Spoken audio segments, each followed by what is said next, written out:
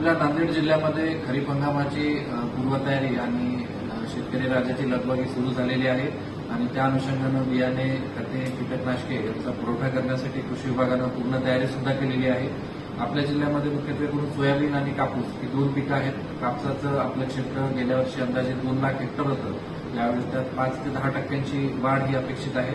त्या अनुषंगानं आपल्याकडे 8,36,000 एवढी बियाण्यांची पॅकेट ही आपल्याला मिळणं अपेक्षित आहे। त्यापैकी 90% म्हणजे 7,58,000 एवढी पॅकेट्स उपलब्ध झाले आहेत। यामध्ये एकच अडचण आहे की जर काही शेतकरी एका ठराविक वाणाचा जर आग्रह करत असतील, एकाच व्हरायटीचे जर बियाणे मागत असतील तर मात्र त्यामध्ये थोडी अडचण होऊ शकते। मुळात शास्त्रज्ञांचा असं सल्ला आहे की बियाणे कुठल्या व्हरायटीचा वापरतो त्याच्यावर 10 ते 15% एवढंच उत्पादन डिपेंडंट असतं आणि उर्वरित जे आपलं उत्पादन असतं त्याच्यासाठी आपण कशा प्रकारे पुढे निगा राखतो किंवा आपण कुठल्या प्रकारची खतं वापरतो आणि पाऊस कसा होतो, जमिनीची प्रत काय आहे त्यावरती ते अवलंबून असतं।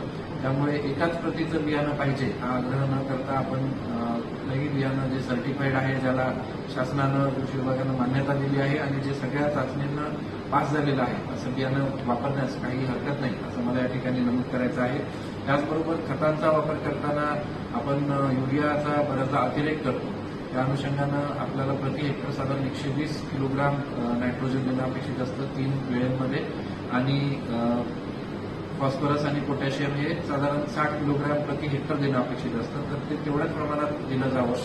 विशेषतः टॉप ड्रेसिंगसाठी आपण नॅनो युरियाचा वापर करू शकतो। नॅनो युरिया हा जास्त माफक आहे, त्याचे भाव सुद्धा कमी आहेत आणि त्याचबरोबर शासनावर सुद्धा सबसिडीचं बर्डन पडत नाही आणि ते जास्त इफिशियंट आहे। त्याचा जो ॲब्सॉर्प्शनचा रेट आहे किंवा त्याद्वारे जे आपल्या त्या रोपाला जे पोषण मिळतं हे नॅनो युरियाद्वारे जास्त मिळतं। त्यामुळे किमान टॉप ड्रेसिंगला आपण त्याचा वापर करू शकतो। त्याचबरोबर सोयाबीनच्या बाबत आपण शक्यतोवर घरगुतीच बियाणं वापरतो, त्याची उगवण चाचणी ही करणं आवश्यक आहे।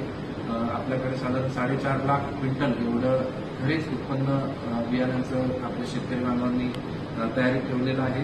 उगवण चाचणी आणि टोकन पद्धतीचा वापर या दोन गोष्टी वापरून आपण सोयाबीनची जी उत्पादकता आहे ती वाढवू शकतो।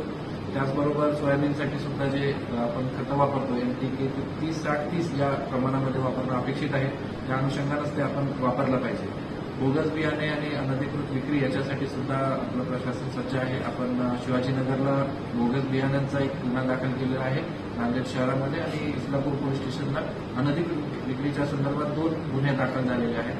त्यामुळे आपल्या जरी निदर्शनास अशी एखादी बाब आली तर तातडीनं आपण गुन्हे नियंत्रण कक्षाला कळवावं, जेणेकरून आपल्याला त्या प्रकरणावरती कारवाई करता येईल। याशिवाय सुद्धा प्रशासन अतिशय दक्षतेनं कृषी विभाग असेल, महसूल विभाग असेल, ग्रामविकास विभाग असेल किंवा पोलीस विभाग असेल, अतिशय दक्षतेनं आपण बोगस बियाणे आणि अनधिकृत विक्री याच्यावर लक्ष ठेवून आहोत। वेळोवेळी प्रशासनामार्फत आपल्या शेतकरी बांधवांना ज्या काही सूचना दिल्या जातात आपण त्यावर निश्चितपणे विचार करा आणि त्याची अंमलबजावणी करा, एवढंच आज मी सांगेल आणि येणाऱ्या खरीप हंगामासाठी आपल्या सगळ्यांना शुभेच्छा देऊन मी माझं मनोगत थांबवतो।